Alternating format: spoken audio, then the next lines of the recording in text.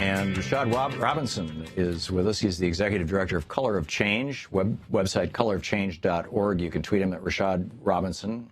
And Rashad, welcome back to the program. Thanks for having me. It's been a while. I'm wondering, first of all, what your thoughts are and what Color of Change, what your position is on what's been going on the last couple of weeks here. Well, I mean, I think that we're seeing the ongoing visibility of what's been happening in communities for years, and deeper understanding and public awareness about the challenges in our criminal justice system. And hopefully what we're seeing is an opportunity and a movement for change, but only if we translate the presence of these issues, the awareness of these issues, into the type of power that changes the rules. Mm-hmm. What are the rules that need to be changed?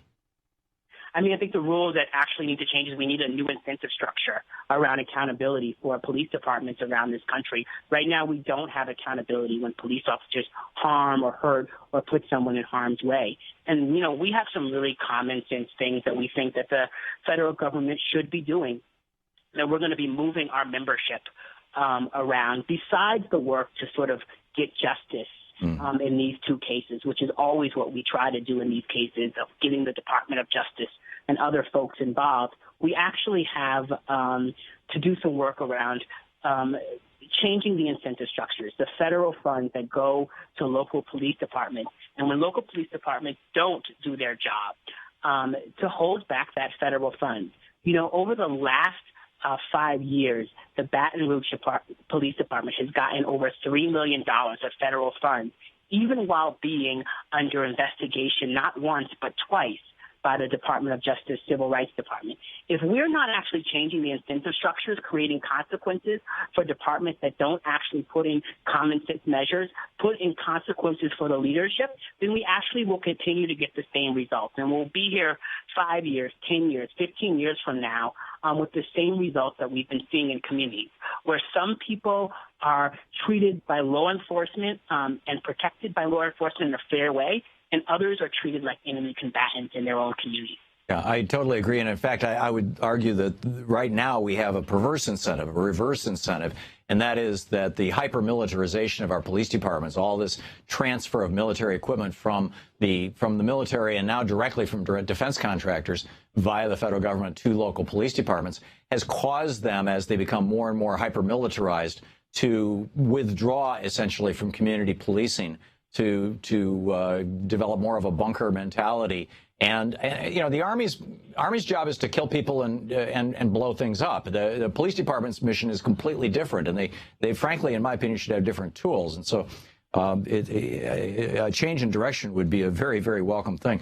There's also, though, Rashad, there's also this larger issue of you know, why is it and what do we do about the fact that the average white family in America has around $80,000 in net worth, and the average black family in America has around $5,000 in net worth. That our schools, you know, are not particularly in minority communities, and I would say in large part because we fund them with property taxes, which is crazy. Not to mention the problems of, you know, this privatized school movement. That schools are underperforming, et cetera. You know, what do we do about these larger social issues?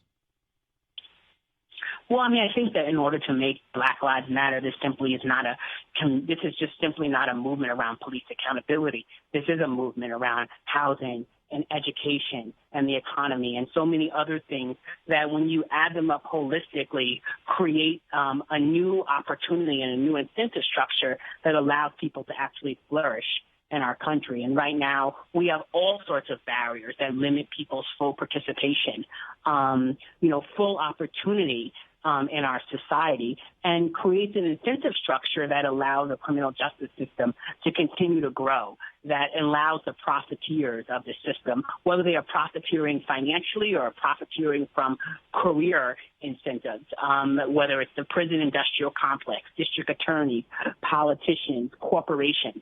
And so we do have to attack this problem and deal with this problem in a holistic way. But right now on the table is, I think, a real opportunity to do some real reform around our criminal justice system, our broken criminal justice system with its broken incentive structures. And we need to do that, and we also have to recognize that that is one of the many problems that we have to deal with, to change an incentive structure in this country that allows some people to flourish while holding other people back. Right. Any specifics on how we the outside of the police? You know, we've discussed the police incentive. Thoughts on housing, education, the job opportunities? Well, I mean, I do think that, we continue to see these opportunities that slip us by, whether it was, the big infrastructure investment that we were hoping to get after the financial crash, when we were trying to get the new investments. These opportunities, I do think, over the next, 4 and 8 years, as we head in this election cycle and we really push our politicians to think about infrastructure investment that will create real jobs in real communities, as we think about the type of regulations and new incentive structures we need on Wall Street and corporations to, create a new way of business so that they are no longer, able to extract the type of resources they were able to extract in the housing market, but also some real investments in Black communities, in communities of color. These are the many things that, at Color of Change, we've been fighting for and pushing for, while also fighting for common sense reform, recognizing that reform in so many ways only gets us back to a square one while communities have been damaged and held back for so many years. So in some ways, that's not going to fully change the system.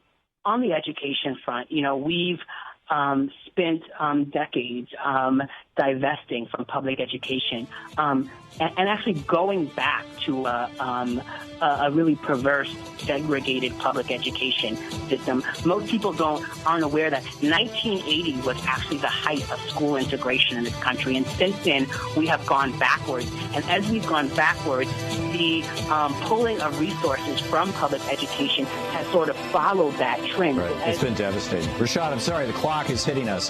Hang on just a sec. Oh, we're out of time. To watch more clips from our programs, hit the Watch More Videos button over here. And please be sure to hit the handy-dandy subscribe button so you'll always be up to date. Tag, you're it.